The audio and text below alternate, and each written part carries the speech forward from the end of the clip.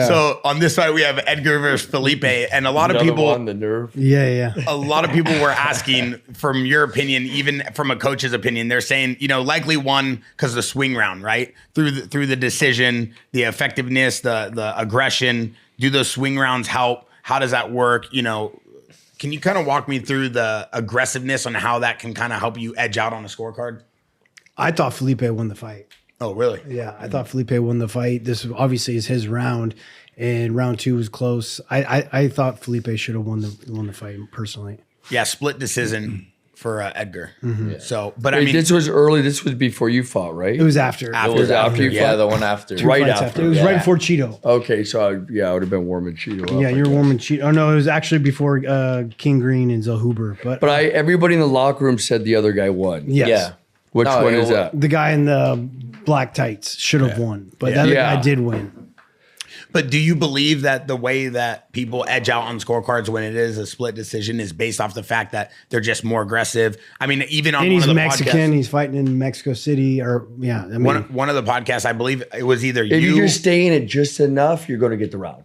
Got it. You know what I mean? It's almost a numbers game. You can't let them. I mean, the guy had a dominant position, right? Was that the first round? on his back the whole first round. Yeah. The whole first round he was on his back, dropping. So that's an easy round, but somebody Yeah. gave him the round, right? From what I understand. One of the judges gave that kid the round. Really? Yeah, it was 29, 28, But in 28, the first 29, round, 29, though, 28. did someone else? Did one of the judges give that guy the first round? There's no way, right? No. It was the second. It was the second and third swing round. But I believe it was Cody Garbrandt actually on a pod said that when he fought Dominic Cruz, Uriah Faber told him that, yo, dude, you have to move around because Dominic Cruz does that, and he's able to kind of like get the judges and kind of get people to side with him more on the scorecard. I don't necessarily know the truth behind that, but do you feel like that's what you have to do in a situation when you're going in the third round and you're not sure who's winning the rounds? Well, you got to go what Coach Perillo says every fucking time. He even told Cheeto, he's like, look, no matter what, you're not winning unless you finish this guy, right? Like, if it's a close fight, you got to go out there and show aggression. Well, it's not even so much finishes, break him down and beat. I mean,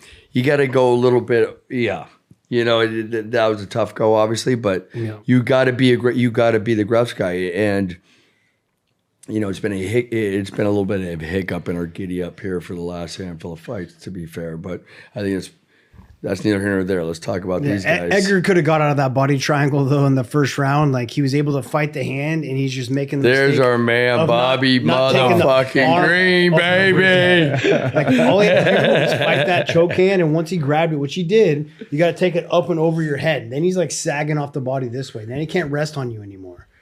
And you feel like that's the one thing he didn't do? He didn't do that in the round 1. The guy sat on his back the entire time because he wasn't fighting the hands correctly. If he would have grabbed that hand and taken it up and over his head and kind of like a stretch-o-matic and stretch him sideways with that body triangle and start pulling him off, it would have been a lot harder on his legs to hold on that entire time. Rather, he got to sit in a perfect position right around his hips. He was fighting the hook on the body too much. Yeah. That's what I saw that made him, when they were like on his back the whole round. Yeah.